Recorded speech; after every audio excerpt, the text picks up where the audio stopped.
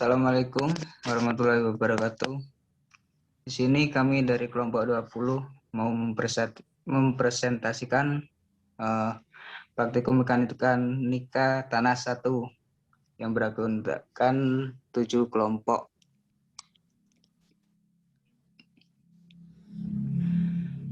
Pada topik pembahasan ke-1 tes volumetri dan gravimetri, kedua batas konsistensi tanah, ketiga pembagian butir, 4 pemadatan tanah atau proctor test, 5 rembesan, 6 tes konsolidasi. Pada bab 1 tes volumetri dan gravimetri, berat volume tanah sebagai berikut: menetapkan berat volume beberapa contoh tanah, menetapkan berat basah beberapa contoh tanah. Kadar air tanah, yaitu presentasi volume air terhadap volume tanah. Langkah-langkah sebagai berikut. Yang ke-1, sampel tanah dalam keadaan basah terlebih dahulu sebelum diovenkan. Kedua, tanah dioven dalam oven pada suhu 100 derajat Celcius sampai 105 Celcius dalam waktu tertentu hingga keadaan tanah menjadi kering. 3. Setelah tanah menjadi kering, tanah ditimbang kembali dan bobot akan berkurang dari sebelumnya. Keempat, bobot yang berkurang selama pemanasan adalah kadar air hingga saat proses pemanasan dilangsungkan. Untuk rumus sebagai berikut: WC berat air dikandung oleh tanah dibagi berat tanah kering dikali 100%. Untuk spesifik gravity atau GS, ke-1 timbanglah bejana volumetri umpama beratnya A gram. Kedua, masukkan tanah yang sudah kering. Dari percobaan menentukan kadar air ke dalam bejana volumetri. Apabila tidak dapat masuk, harus dihancurkan dulu dan timbang umpama beratnya B gram. 3. Pada langkah nomor 2, supaya ditambah air suling sampai contoh tanah terendam air dan diamkan kira-kira selama 2-3 jam agar bisa memisahkan butir-butirnya, sehingga pada waktu divakum udara antara butir-butiran tanah dapat keluar. Keempat, hilangkan udara dalam campuran tanah dan air dengan cara menggodok atau memvakum yang tujuannya hanya untuk menghilangkan udara di dalam butiran tanah dan air. Kelima, tambahkan air suling sampai garis batas tertentu dan timbanglah umpama beratnya C gram sampai pada batas garis bejana. Selanjutnya, bersihkan bejana volumetrik tersebut. Keenam, bejana volumetrik yang sudah bersih pada langkah nomor 5 isilah dengan air suling sampai ketinggian yang sama dengan batas waktu pada langkah kelima. Untuk rumus GS berat volumetri butir dikurangi butir tanah dibagi berat volumetri tanah sama dengan berat per volume.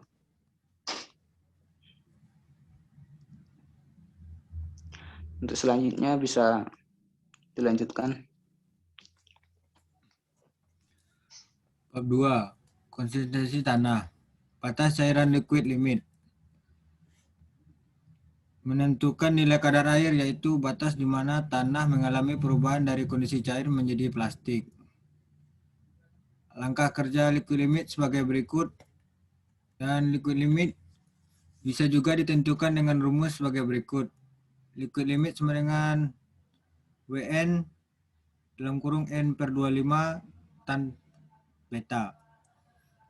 N ialah jumlah pukulan yang dibutuhkan untuk menutup goresan selebar 0,5 pada dasar contoh tanah dalam alat Sandgren. WN adalah kadar air pada pukulan N. Selanjutnya akan dijelaskan oleh rekan saya. Kepada rekan saya dipersilakan.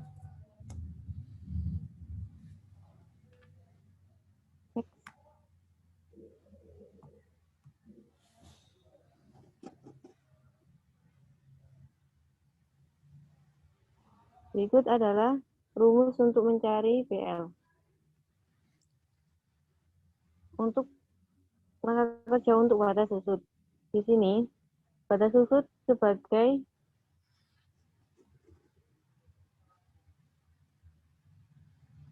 untuk batas susut sebagai kadar air pada kedudukan antar daerah semi padat dan padat, yaitu berupa persentase kadar air. Di sini tanah disaring, kemudian diletakkan pada cawan, kemudian cawan tersebut disiapkan dan untuk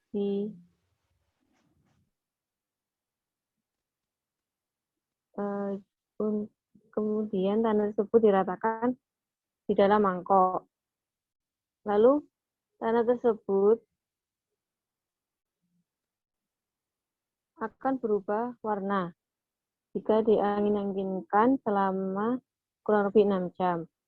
Tanah tersebut sudah betul-betul kering, tanah tersebut dimasukkan ke dalam oven. Setelah kering, dikeluarkan, kemudian tanah tersebut dicari untuk volume tanah keringnya. Berikut adalah rumus untuk mencari SL. Selanjutnya, bab 3 akan dijelaskan oleh rekan saya.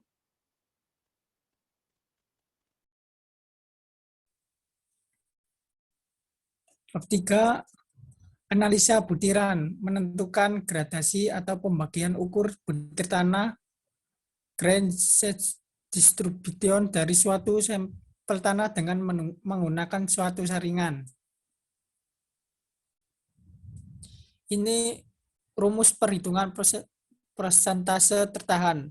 B kali 100 dibagi 1000 kali 100%, di mana B berat pasir yang tertahan, tanah butir 1 kerikil gravier 4,75 mm, 2 pasir sen 4,75 sampai 0,075, 3 lanau 0,075. Sekian dari saya, akan dilanjutkan oleh teman saya.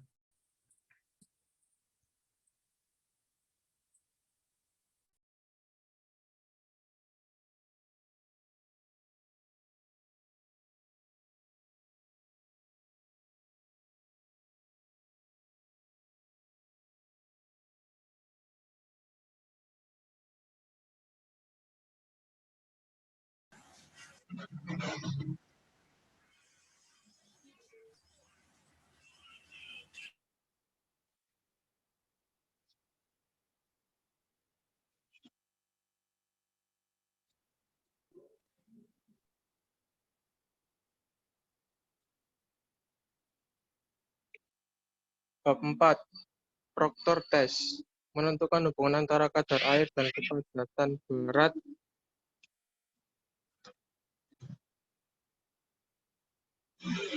volume bak kering tanah apabila dipadatkan dengan tenaga pemadatan tertentu berdasarkan jumlah tenaga pemadatan. Next. Berikut grafik dari spesialisasi besar tanah, berat volume kering dan kadar air untuk berbagi untuk pemadatan.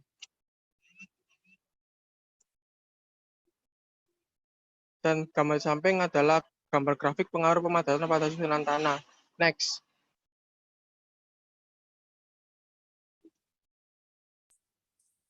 Baik, saya akan melanjutkan presentasi praktikum bab 5, rembesan.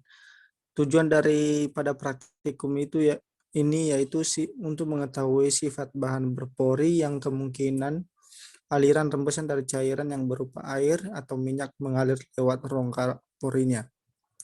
Lanjut, Mas. Lanjut.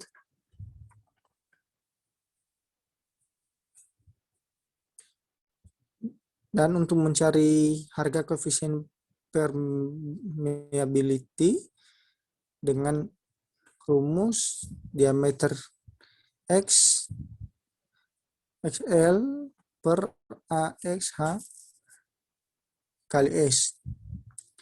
Lanjut.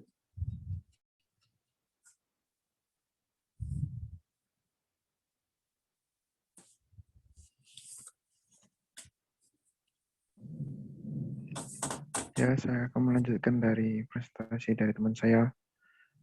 Sekarang yaitu bab 6, tes konsolidasi. Penempatan aliran air pori dan beban yang bekerja hanya dalam satu arah.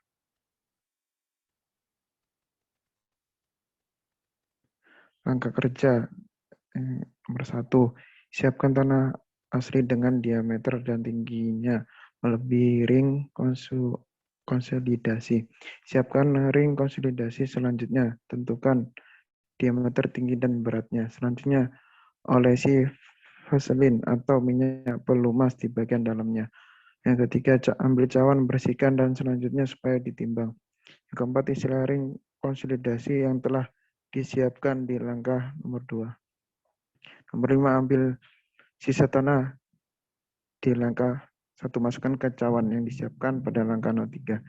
Yang keenam, pasanglah batu paurus di kedua permukaan ring yang berisi tanah yang telah disiapkan. Yang ketujuh, letakkan tempat perendaman yang telah diatur pada langkah 6 pada alat pembebanan.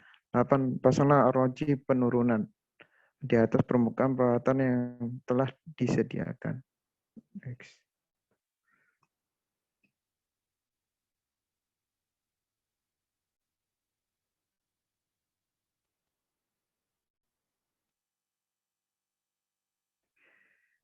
Yang ke-9, persiapan pembebanan dan pembacaan arloji. Luruskan lengan kondisi supaya gaya 0. Periksa arloji penurunan apakah sudah betul-betul menempel di plat penumpu. Apabila sudah menempel pada keadaan seimbang, arloji penurunan dibaca sebagai awal pembacaan. Pasanglah penyangga lengan tempat beban agar menahan lengan tersebut pada waktu diberi beban. Taruhlah beban di atas alat yang tersedia, dicatat beratnya. Hiduplah stopwatch bersamaan itu pula. Lepas penyangga lengan sehingga keadaan lengan bebas tidak terganggu.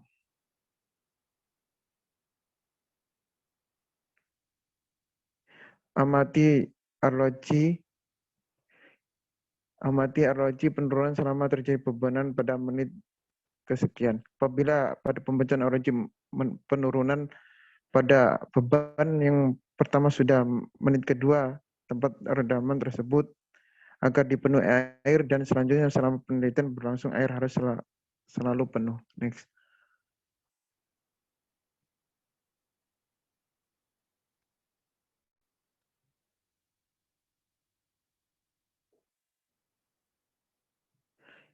Untuk rebound test, maksudnya pengurangan beban, setelah beban yang tertinggi sudah selesai diberikan selama 24 jam dan sudah dibaca arloji penurunannya, kurangi beban secara bertahap, yaitu dari beban yang diletakkan paling akhir diambil paling awal dan seterusnya.